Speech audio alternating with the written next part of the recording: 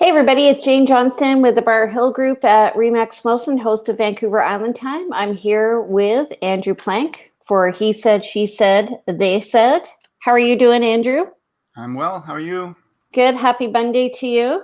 Happy Monday. So today we're going to talk about first-time buyers and how we help them acquire their first home. I know it's a nerve-wracking process for them. So first of all, what percentage of your business is first-time buyers? I'd say maybe 20%. It's probably 25% first-time buyers. Yeah, 20%. Let's say that. Yeah. Younger or older?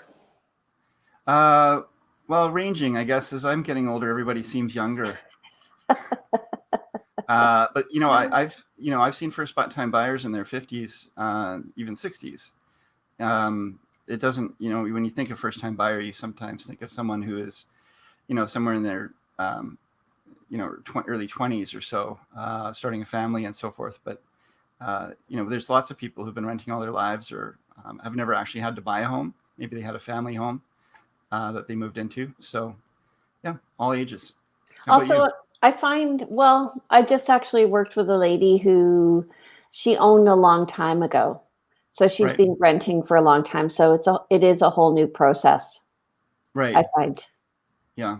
It's actually true. I mean, if somebody hasn't actually purchased a home, even in the last 5 years, it's still a lot of new processes and technology and legislation and everything. So, yeah. But there's a different sense of trust in the process or expectation if you're a first-time buyer versus someone who is, even if you did it 30 years ago, you know what it's like to actually own a home. And there's not that fear of what am I getting into and actually owning a home, which I think is different. Right. A lot of people who are looking at purchasing consider it a big threat to their financial well-being because they're afraid of having so much debt, but they don't realize that with the investment in their debt, they ended up in their own house, they end up paying off a lot more debt more quickly. Don't you find? It's short-term pain. There's definitely, you're definitely upping all your expenses immediately. And then if you, it really depends on your timeline, but if you're in it for over 5 years, it should start showing you really huge benefits. So yeah, agreed. I always tell my clients, buy and hold, buy and hold, buy and hold. Yeah. If you can, hold on. And if you can afford to buy. That's generally when people say, is it a good time to buy? I've seen so many people with their own personal circumstances have be in a good position now, but things can change for them. But if they had actually purchased, I've lost you, Jane. If they had actually purchased when they would have been in a better position. I was wiping the sweat from my brow. Oh, that's what happened. Okay. All right. I don't know about you, but my phone's been going nuts this morning, and phone calls and texts and things coming through. So good old Monday mornings. So do you do a buyer orientation? I do. Yeah, absolutely.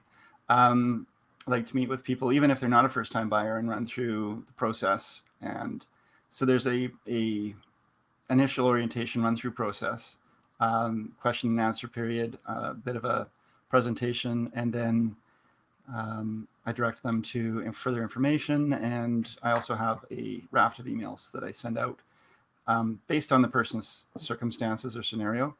But I have a buyer success program that sounds very posh.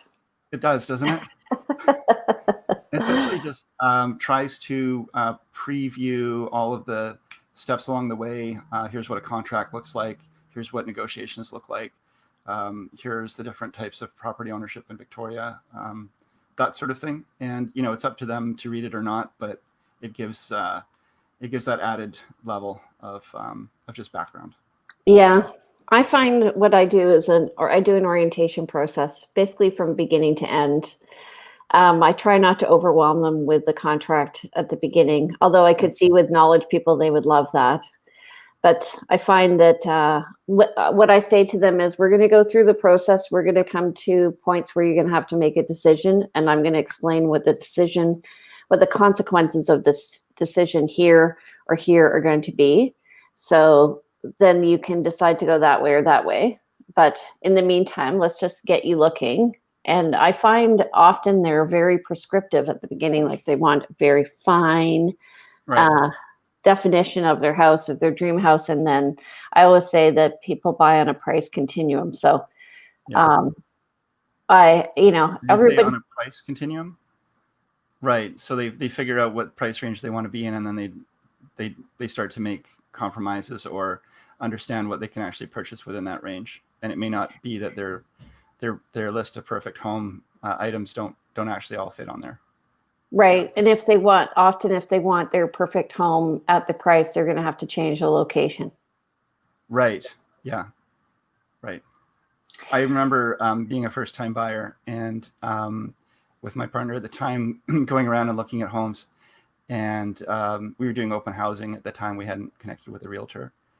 And, we were bright-eyed and bushy-tailed and excited, and we, had been saving up, and we were watching the market get away from us because this was early 2000s as the prices were going up. And but we had this list, and we built this list of like the perfect home, and we were so proud of this list. We had all the stuff we wanted in a home. And I remember we met a realtor at an open house, and we loved her. We thought she was wonderful, and we thought, this is who we want to be our realtor. And so we gave her this list and said, help us find this. And she says, she said, oh, I'm actually quite busy right now. Let me find another realtor for you. And it's not till later you realize it's like she just did not want to deal with people who were, a little out to lunch in terms of expectations. So for us, same thing. We ended up, we were like, now that I realize it, like little ducklings waiting to be plucked by the evil eagle. But we went around, and ironically, I went into the Mosaic, which was just being built when I was first looking with Chris. And we went into it the other day with me and a client, and I was like, oh my God, I considered buying here. Right. Because I thought it was so cool. But now I realize how impractical it is for me anyway. So for people who don't know, the Mosaic is a building on Fort Street that is somewhat industrial looking inside, and mostly micro lofts and a lot of concrete. And so it's not super welcoming. It can be a perfect home for many people, but maybe not long term. Micro loft means you live in a bunk bed. Pretty much. It's a very small space. Yeah. Totally impractical. It's a tiny home, but no wheels. Exactly. And when people say they want a tiny home, I'm like, buy a condo. If you want a tiny home, buy a condo, because it's a better use of space. Like if you want to be environmentally conscious, then live in a condo, right?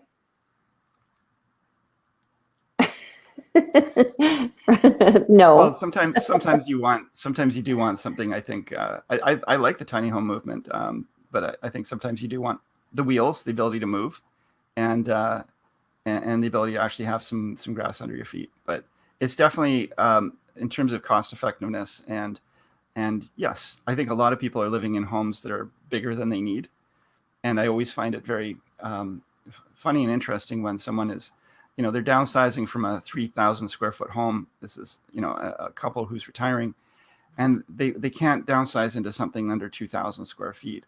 And, because of all their stuff and their, toys and things they've collected over their lifetime. But having gone through various iterations of living in larger and smaller spaces, I can say that, it's a simpler and more satisfying life when you have less to carry around and deal with. So yeah. I'm a fan of living small if you can, but at the same time, not everybody can do that. Yeah, I agree with you. It's better. Yeah, it's better for the environment. My dad used to say, "Don't let your stuff own you." Yeah, my dad too. There's a scene in the movie The Labyrinth where there's a bunch of people coming along and putting stuff on the back of this woman, and it's all these like household items and stuff, and it's really just encrusting her with and weighing her down, and they're just trying to get her to stay where she is, and it's quite a interesting scene, and my dad loved that when he pointed it out to me. Maybe that's why. Yeah. Have you ever seen the show with George Carlin where he talks about moving? Maybe. I'm So sure it was funny. he talks about stuff. So you acquire more stuff, and then you have to move to the next house, and then you acquire more stuff, and you have to move to the next house, and the house gets bigger and bigger and bigger, and then your stuff outlives you anyway. I find that on the other end where we're working with the states, that's sad when you see how much stuff people have left and how Hmm. it has sometimes just no meaning. What's saddest to me is that it doesn't always have meaning for the children or for the other family members, and it just sort of disappears. And it's only really had, well, I think the saddest part is I think a lot of people save these things for the next generations, and they don't get. Oh, here comes the sun again. This timing is great for this. But they don't get held on. And I think it's one of the most important things people can do is maybe videotape or talk about their life and share what these things mean to them. So there's some form of record, because it's the saddest thing to help sell an estate and definitely see all these things just moving on. Okay, so let's talk about buyers. First time buyers again. Yeah. And actually, it's a good segue. Is I actually recently sold a house, and the buyers wanted everything in the house that the sellers were leaving, and the sellers were like, "Yay, that's a big load off their shoulders." So you sold it like you had the listing, or you were the buyer's agent? I was the listing agent. Yeah. Okay, because I thought maybe I had been competing with you last week, because I lost out to some folks who we were in a competing offer situation, and we lost out to folks who said, "We'll just take everything. We'll deal with it," because it was an estate. And, right. Otherwise, we'd been pretty close. So it can actually be useful for some folks if they just don't want to deal with it. Yeah. So we ended up, the sellers actually ended up getting a lot taken away, but still the buyers, who are two young men, were happy because they had a couch, chairs, and dining room table, and they were starting out. So it was really helpful. So what do you think buyers should look for? Let's make an avatar of our ideal first time buyer. So I'm thinking like someone in like around 30. So wait a sec. When you say ideal, are you saying like the representative first time buyer, or an ideal first time buyer from our perspective? Representative. Yeah. Around 30, usually a couple. I'd say there's in your late 20s, early 30s, for sure. Couples often, life changes tend to provoke a change in real estate or home living situation, whether it's getting married or having a child, or breaking up, even if it's a couple that are I feel like I'm hiding again. Hang on a second. Just can you put me on hold? I'm gonna pull this blind down. Yes, I'm going to describe my ideal buyer. Okay. This is why this show is so funny. Okay, so the most important thing, actually, what I do is I tell them they have to have a relationship with a mortgage broker, and even if they want to buy in 2 years, have that relationship now, so that they can develop the credit to purchase the home well, and then there won't be any surprises. The other is don't buy new things like a new car or big expenses, and kind of like get their credit in shape. I also tell them to get a Dropbox folder going and just start thinking about sticking their notices of assessment in there every year. I do that. Yeah. And then also putting in pay stubs and any letters of employment, because that's what the lender will want to see. Absolutely. Yeah. And if you're thinking of, don't change jobs if you're thinking of buying a home, because oftentimes they want to see that you've been somewhere for 6 months or beyond the probationary period and all of that. So definitely have some consistency.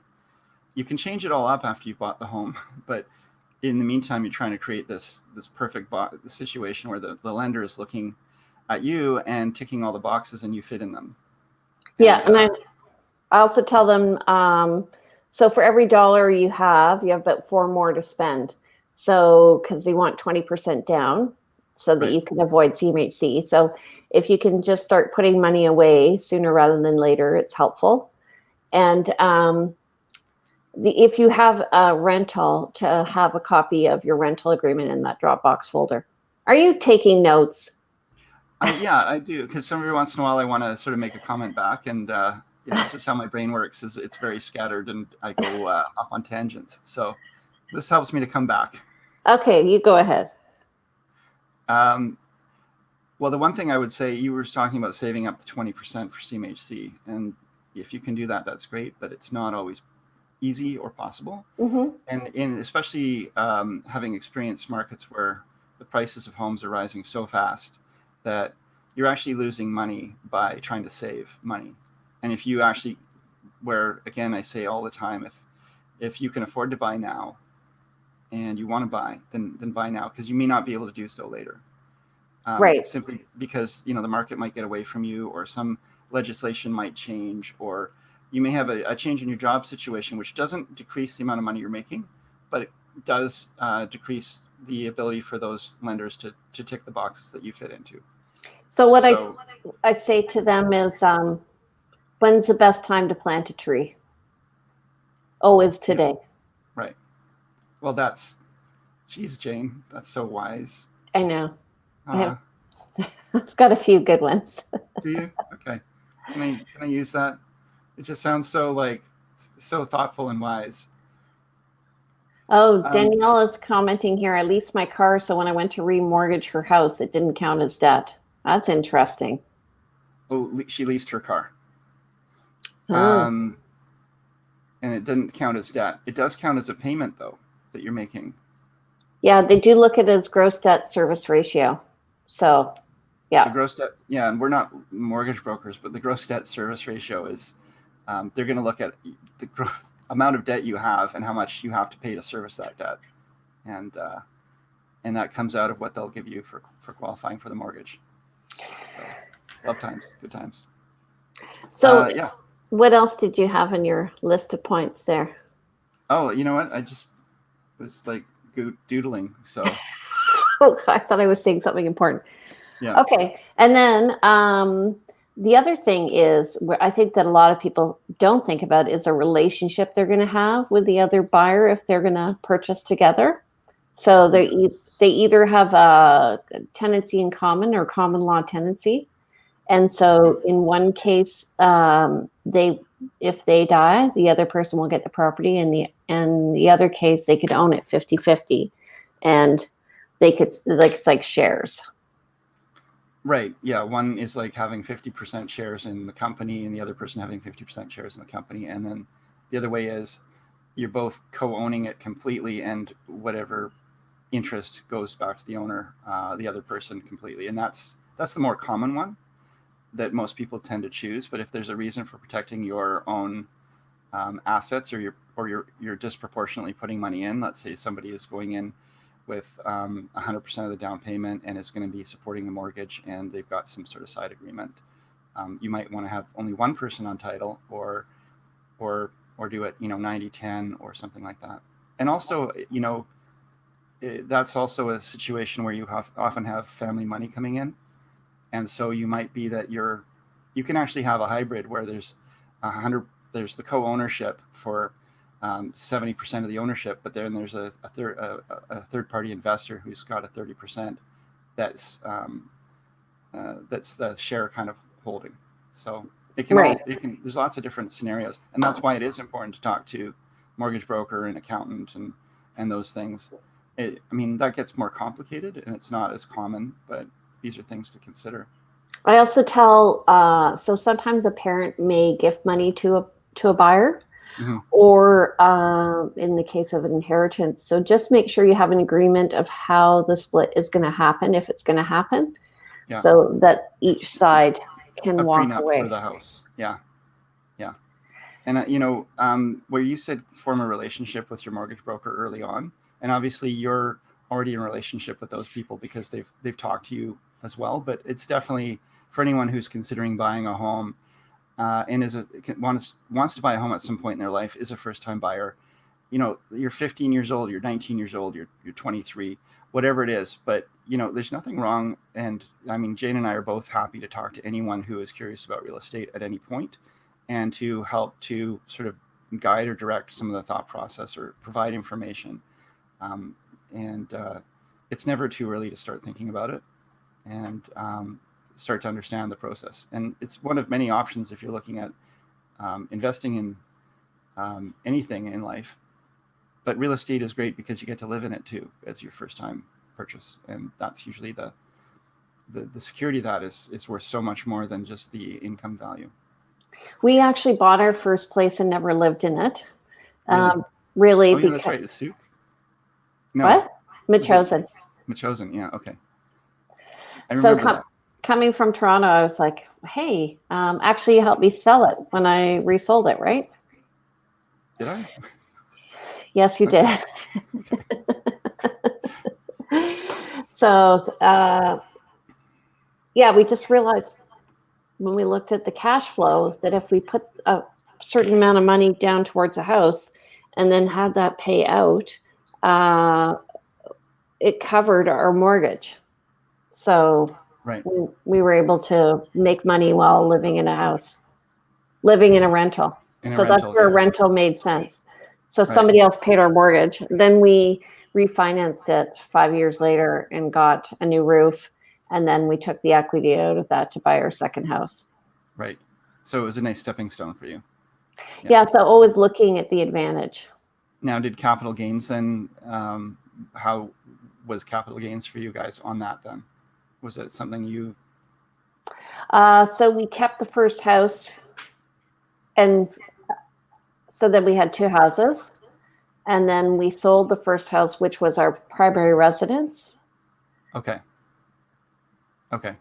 And so you actually moved into the rental at some point then? No, but it was the only house we owned, so it was our primary residence. Oh, okay. So that's how they look at it from the legal... Okay, good. That's how, I guess so. I don't know. I'm not a lawyer. Okay. CRA, if you're listening. Nothing to see here. Yeah. But anyway, we ended up never living in that place. So it was an ugly house on a great lot. Yeah. Okay. So we're going out and we're viewing with our clients. Do you find that it's helpful that you attend home inspections when you're then subsequently viewing a property with a buyer? Absolutely. Yeah.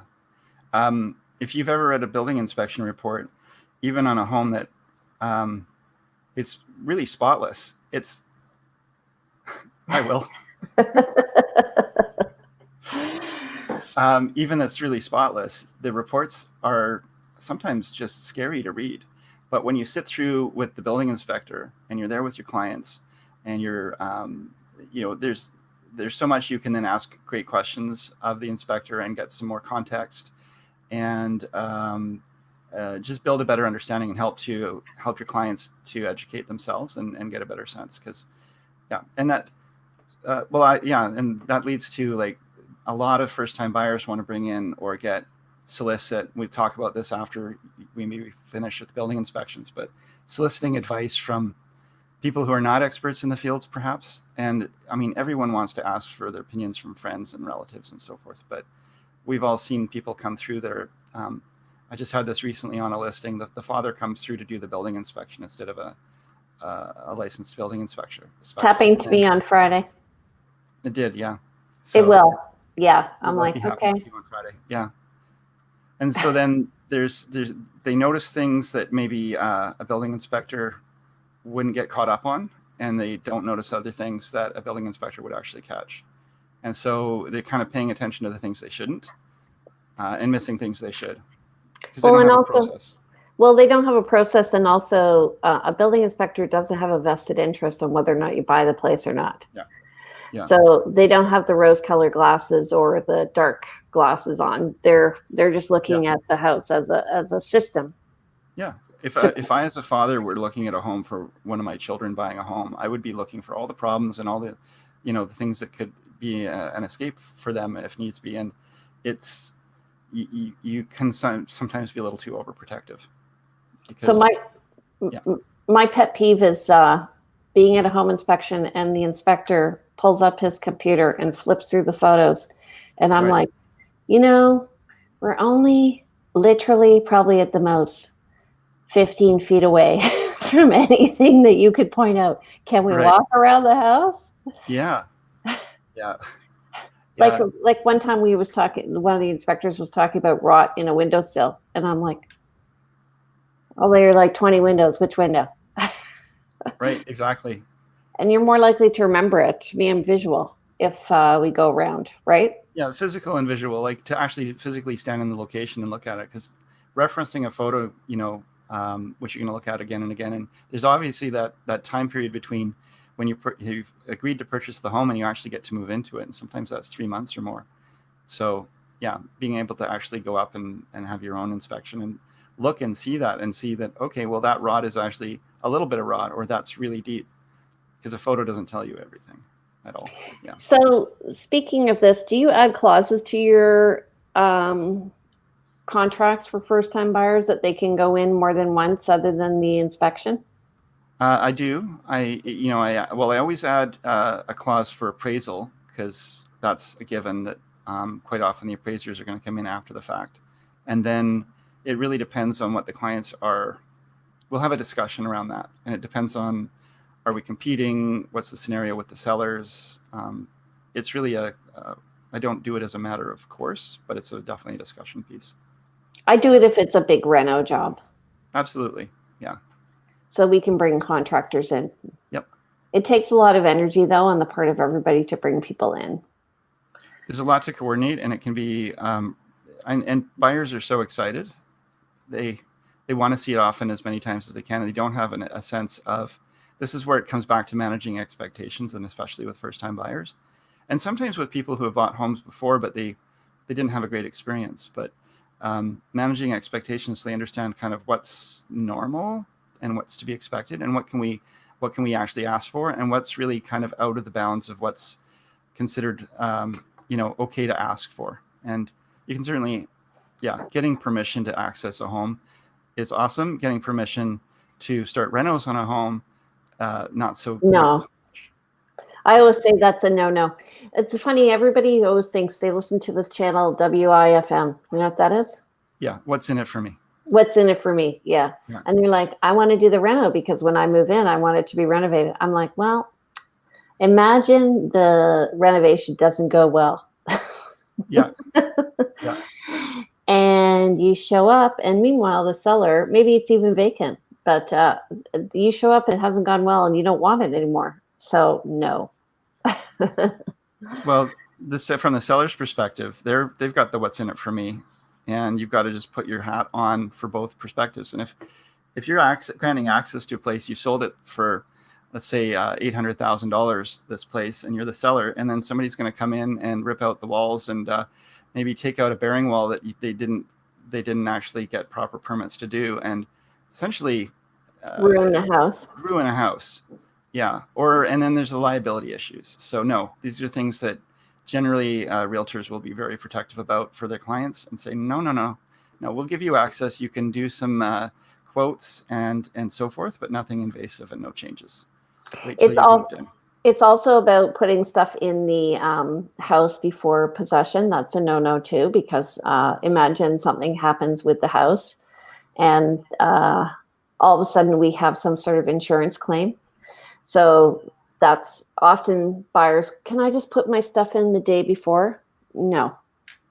I mean, putting it in the garage, and sometimes that happens, and it's, you've got to think about the probabilities and risks, and what's and versus the goodwill of everyone. And it's definitely in an ideal situation, you're not putting your own client that you're representing at risk. But if you're representing the buyers, you're going to definitely be asking, can we get in? Can we just get the key to the code to the garage? We don't need to get in the house. And as a side note, one of the things I recommend in terms of just a general recommendation, but insurance coverage begins at midnight on the completion date. Yeah. So you may not get possession till a day later, but you actually have to have insurance in place at midnight on the date that the transaction happens. So even if transaction happens at 4 p.m. with the lawyers, it was midnight that earlier in the day that you actually become responsible for any fires or anything. So what if a fire begins at 11 a.m. the day before and starts doing damage, and then, you know, by 1 p.m. the place is fully engulfed. 1 a.m. it's fully engulfed. The cause is before. The cause is before, but which insurance company pays out? You got two insurance companies arguing over this. So I always recommend try to just get the same insurance company. It's a small. Then you've got one company responsible for both sides, and it's just a small deal, but it can make a big difference in that one time where maybe it's going to happen. So if you're going to have that kind of thing, that's just a small. That's a gimme for you, Jane. Okay, well, the other thing is here's a gimme for you is for for when you're insuring a condo, is get your insurance condo coverage under the same company as the building. Yeah. 100%. Yeah. And so, okay, you're going through the process. You write the offer, and big deposit, small deposit. What have they got? Yeah. So deposit goes towards purchase price, but you've got to keep some of your closing costs back. And I think go with as little as you possibly can, but still be reasonable. Okay, so my answer to that is what's the strategy here? Yeah, exactly. So if you're going to lowball, you don't want a big deposit. Right. Yeah. If you want to win in a multiple offer, go with your biggest one, just like boom. Mm-hmm. Yeah, you're laying down and you're saying, I've got this money, and even if we're subject to financing, we've put down, you know, $100,000 deposit. There's no question that we've got the money to make this happen. And you're right. Yeah, if it's all about positioning. So if you are making a quote lowball offer, you want things that. Well, here's the other part of it, though, Jane, and there's always a counterpoint to this. Yes, I agree, a low offer, but still reasonable. Not so much that the other agent's going to look at that and say, well, we have to counter this because, you know, sure, you might agree to this lowball price because you're desperate to sell, but, you know, this deposit is just not enough to hold. So we're going to have to counter it. And if we're going to counter it, let's increase the price too. So anytime you are looking at generating a counter offer, you've got to think like, how can I write this offer so that it's just acceptable as written if possible? Yeah, because you want them to just accept it and send it back. Yeah. So finding out the dates that are ideal for the sellers, talking to your buyers about those dates and determining what can work for them. Anything you can do that doesn't generate a counter offer back and makes it acceptable can actually save your clients time and money. Which includes being very, very careful with your contract, because we've just recently changed web forms. Mm-hmm. And it's causing all manner of issues with contracts, numbering, dates. Yep. Oh my gosh, it's awful. You know what's faster? Just print it out now and fill it out manually. Well, we're starting back to old school. Yeah, we're doing that. Yeah. Danielle's laughing in the background. Hold on a second. Danielle, I can see you. We can't hear you, Danielle. I like to fill that online. She likes to fill them out online. Oops, there, she's gone. She's disappeared again. Okay. Yeah, I find that it's a little TD things that the new forms don't do. So really it's gone backwards. And anyway, all in the sake of progress. Mm-hmm. Okay, so we get the offer, we write the offer, and then what is a counter offer? I always say the offer is a question, the counter offer is an answer. Okay, and sometimes another question. Yeah. I agree with you. I think they're both a question and an answer. The offer is a question and an answer as well. It could be an answer to the seller's question of, am I going to sell this home? And hopefully, if it can be, the more answer it can be, the better. But you're right. It's always a questioning, repositioning back and forth piece. They call that negotiations, I think. Oh, yeah. I've heard of that somewhere. I went to a certified negotiation expert course. Same. And it was interesting. And she categorized different types of negotiators, and some are conflictive and some are looking, what you call them? More collaborative. I'm collaborative. Yeah. And I just find it goes more easily. I mean, we all want the buyer to buy the home and the seller, and you just say, okay, well, here's, they have to be creative in your responses. You have to understand who you're negotiating with, and if they're negotiating with someone who is conflict oriented or going to butt heads and really not, and some people take the idea that I'm going to represent my clients means I'm going to have them win no matter what, and in the end they end up fighting tooth and nail for every little element of the contract. And if you're negotiating with that type of person, you have to actually, even a collaborative agent is going to have to be non-collaborative at times. But that's the thing about a collaborative agent, is you have the flexibility of moving back and forth between, as if you recognize what you're doing. Right. But when you're working, when a collaborative agent works with another collaborative agent, you're feeling out everyone's positions, you're discussing them, and some of the negotiations are happening. They just happen a lot more smoothly. So it's always a great piece.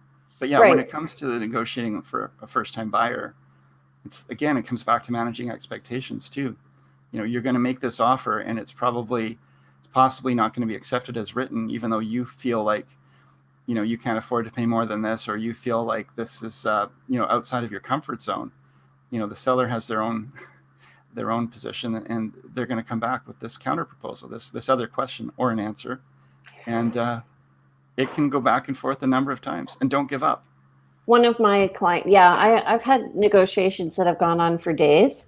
Yeah. And I find sometimes it's just helpful to we're really talking about negotiation as opposed to first-time buyers. But anyway, just so they're aware. This is all helpful to a first-time buyer, I would hope. Yeah. Right. So yeah. So what's helpful to do sometimes as a negotiator is just to say, okay, you know what? Everybody needs to sleep on it. Take a break. Right. Come back tomorrow. We'll leave it open till noon. And we start in the negotiations again in the morning, and then we realize, okay, you know what, that thing that I thought was important to me isn't important to me, or the other thing that wasn't is more important. So, and I find often if you can figure out what the pain point is for the buyer or seller, then you can often just solve the problem really quickly. Mm-hmm. Yeah. So I once had a buyer who kept lowballing. He and his wife kept lowballing all the time. Right. So like the third offer, I'm new to real estate, but I asked a good question. I said, what's your timeline for buying? I should ask the same at the beginning. And the wife said, a month. At the same time, the husband said, a year. And I'm like, I think you guys need to talk. Right. So then I said to husband, why a year? And he goes, well, I'm just a bit afraid of interest rates going up. I think they were 4%. Okay. I'm like, that's pretty good. 4%. I think we were coming down from 7 or 8. Right. So I said, well, why don't you get a variable rate mortgage? And they perform better over time.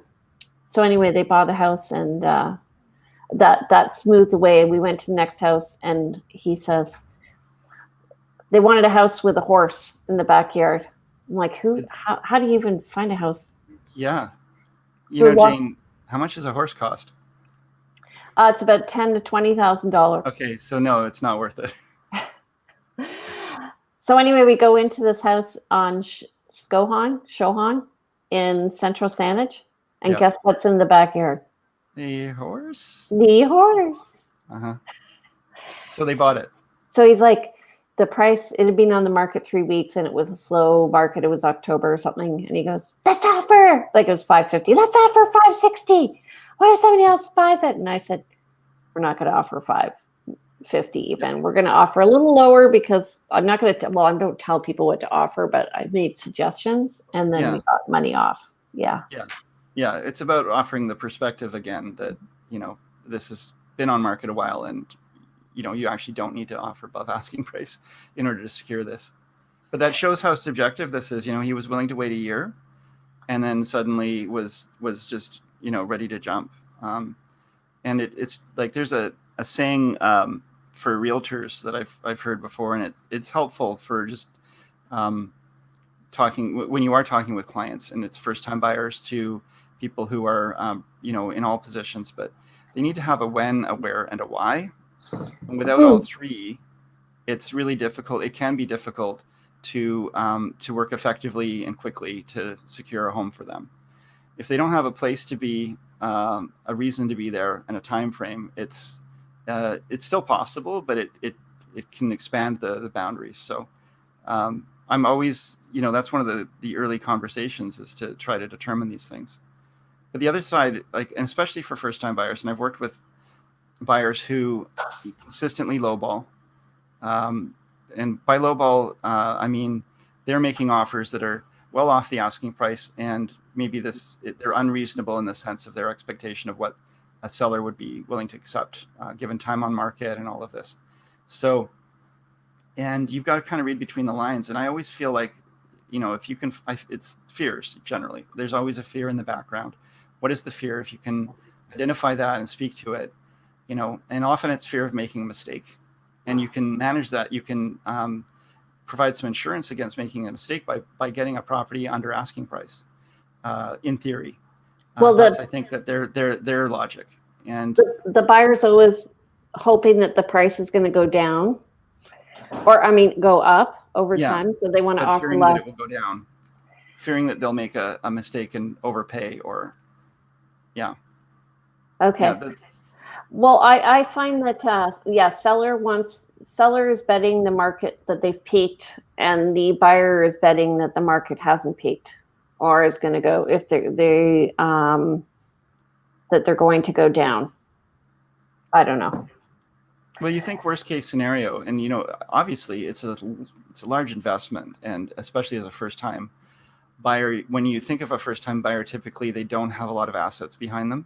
When you're talking with someone who has sold their home that they have, they own outright, there's no mortgage, to upsize to a larger home, and the vagaries of the market, the shifts of fortune, are going to be The vagaries. Yeah. Nice. are going to be less of a concern to them. If the market goes down $100,000 next year on average, but they're planning to live there for another 10, it really makes very, very little difference to them. But if someone is a first-time buyer and buys a $400,000 condo, and the market for condos goes down $100,000, and their deposit and down payment and all was obviously less than that, they're now underwater and paying for something that's worth less than they paid for it, and they're really not wanting that to happen. And so first-time buyers are more subject to that kind of fear, because they have less behind them, and they also don't have the experience of having sat through and owned through different markets. I find for me,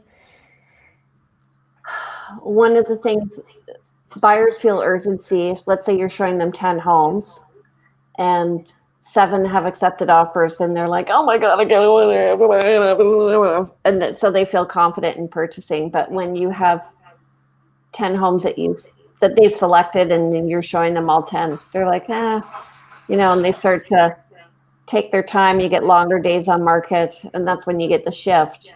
So, and we know the ratio, I think it's about 20%. So list to sale ratio.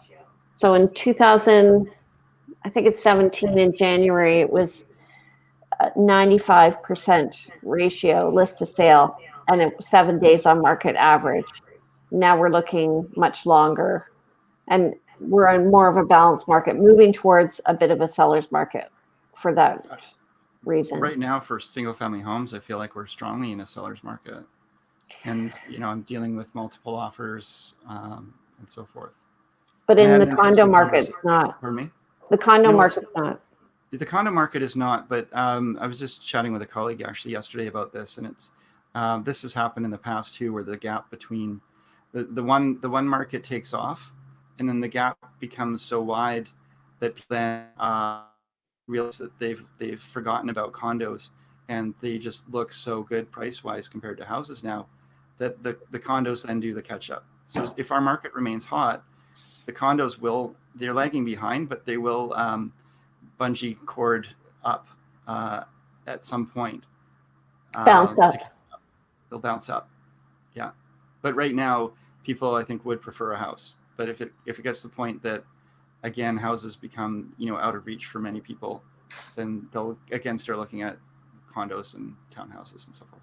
Yeah, as long as there's a good alternative for the for a buyer. So like right now I'm finding with a buyer I'm looking at in the 425 range, 400 to 425, is I'm getting a lot of feedback from the agents. So is your client buying? Are they buying? You want to buy? Put it down in writing. What is? Oh, you mean like make an offer? Make an Yeah, offer. they're saying Yeah. like, bring us something because, yeah, we'd really like to sell this property. It's been sitting on market for a long time. Yeah, and they're getting a bit antsy. When do you find what's the time that a seller starts to get antsy on price? On price? Oh, Like when does the price elasticity start to increase? it really depends. I find that so unique to each seller. I mean, sellers can be so under the gun to sell that they will be wanting to reduce price right off the bat. I find it's usually the other side of the equation where they hope springs eternal and they just don't want to drop their price. There's definitely a lot of, again, talking about expectations is, if your home's been on market for 2 weeks and we're getting very little showings, that's probably an indication that we're outside the market, unless it's a very unique home. Or it's timing. Yeah, but if it's been on market and you're getting lots of showings, and yeah, I mean, there's so many different factors to that one. How about you? What do you think? I think it's about 3 weeks, just looking at the emotional up and down of a seller. So they come out of the gate and they've got the marketing and the pictures and the house sign is up and they're like ready to sell, and then they don't get an offer, and so they go down a bit, and then they start to get optimistic because they have a showing, and then about 3 weeks they're like, shoot, you know what, I think we're too high priced. That's when reality hits in. Yeah, and it's not just about the price. I think it's about the inconvenience factor for a lot of people. Like if you've been on market for 3 weeks, a month, 3 months, you have been keeping your home, in theory, not all people do this, but you've been keeping your home clean. You've been accommodating showings. You've been really, it's exhausting to keep it all together. And not everybody lives in a Martha Stewart home style, right? And so it can be hard to keep it up. And when you've got children and so forth that are, getting up and making a big mess in the morning, and then you get a showing notice, you get to the point where you're like, okay, obviously this place isn't selling at the price I'm asking, and I'd really like to get this moving. So what do we have to do to make this move? And that's a hard question to answer, though, especially because the market moves around too. And we could talk about micro markets too, but and that's the problem, I think, with pricing a home and understanding that you could list a home and all of the potential buyers have just sort of signed up on contracts recently, or there's just kind of a lull, and then it comes back gangbusters 2 weeks later. Or the other way around, where you list a little too high, and then all the potential buyers buy other properties, and then 2 weeks later you decide to lower your price, but those buyers are all gone and you've got nothing. Right. But as a buyer, what you need to do is be in touch, I think, with an agent who works both sides of the market, because I find as a buyer, I'm listening to what they're saying when they're viewing a property. So then when I go to list a property, I'm more effective, I think, in listing at a price that's reasonable. That's the thing. And absolutely. I love the fact, I know that there's a lot of agents who are just buyer's agents or just sellers, just listing agents. And they wear that one hat all the time and they don't actually experience the other side. And so being able to put on both hats, because being a realtor means you do have to be empathetic. You have to understand and put yourself in other people's shoes. And when you're running through homes with clients, you're seeing from their perspective. And then it's been interesting to see the same home with different clients wearing a hat for each of them. I've seen it where, oh yeah, this is a great home versus, oh, this home sucks. And it's the same home, but from you're wearing that hat. But definitely being able to see it from both perspectives gives you the buyer and seller. It gives me a lot of extra oomph, power to just to be able to give good advice and to be able to say, you know what, we definitely, I see what you're saying. You love your home. You've lived here for many years. You see all the values and how it compares to the other homes, Mr. and Mrs. Seller. I've also, and I don't want to denigrate from that. I don't want to take away from that.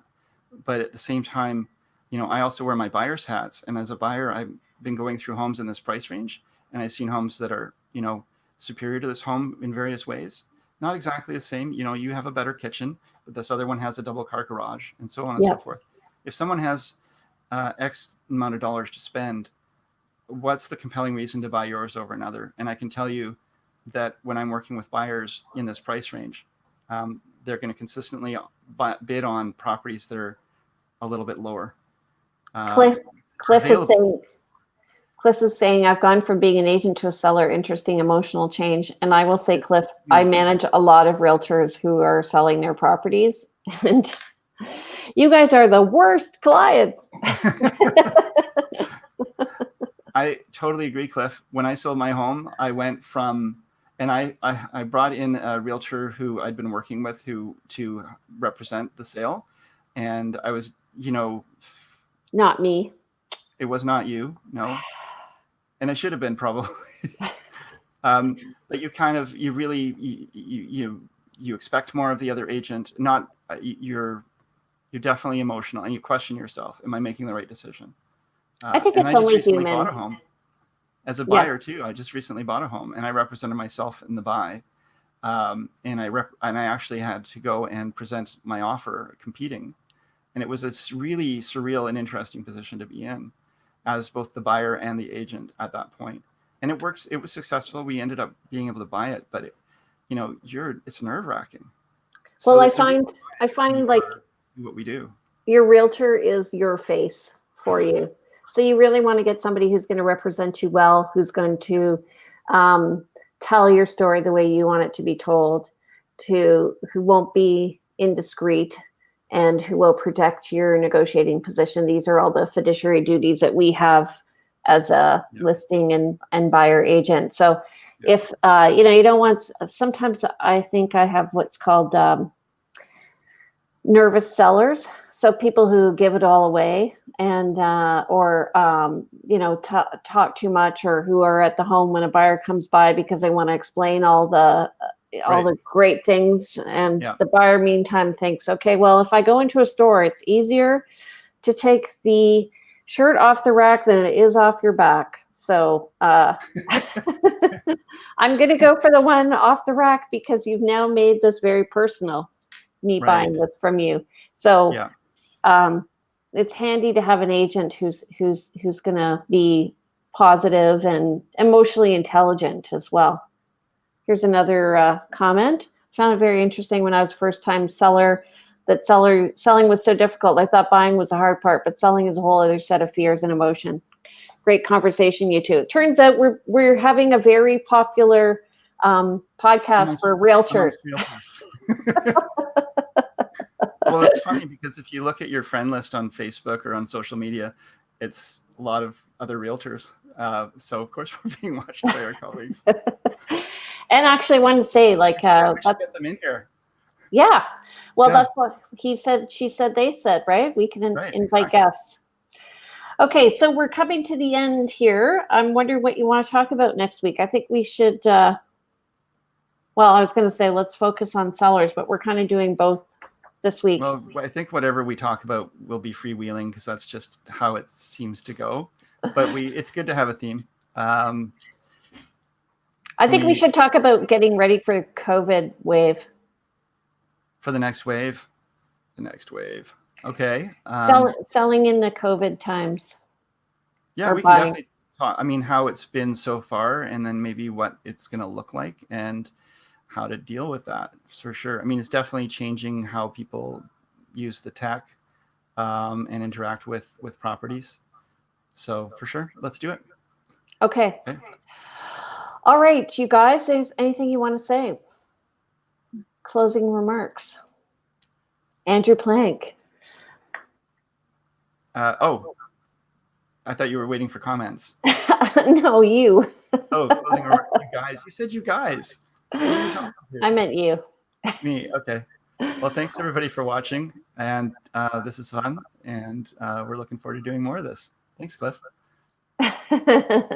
Yeah, Good to- so we're going to be on Mondays at 10 a.m. and we've made a commitment to do this for the ongoing future. We want to talk about the real happenings in real estate. As you can see, we have similar values and different approaches, so we want to provide a well-rounded perspective. I'm Jane Johnston with the Briar Hill Group at Remax Camosun. If you want to get in touch with me, you can. Here's my number and my email. And Andrew? I'm Andrew Plank with the Andrew Plank Group at Royal LePage. Modern tools and old-fashioned service, That's right? my slogan, modern tools with old-fashioned service. Yes. All right. All right, you guys. Cheers. Have a good day, and we'll see you next Monday at 10 a.m. Take care. Bye-bye. Bye.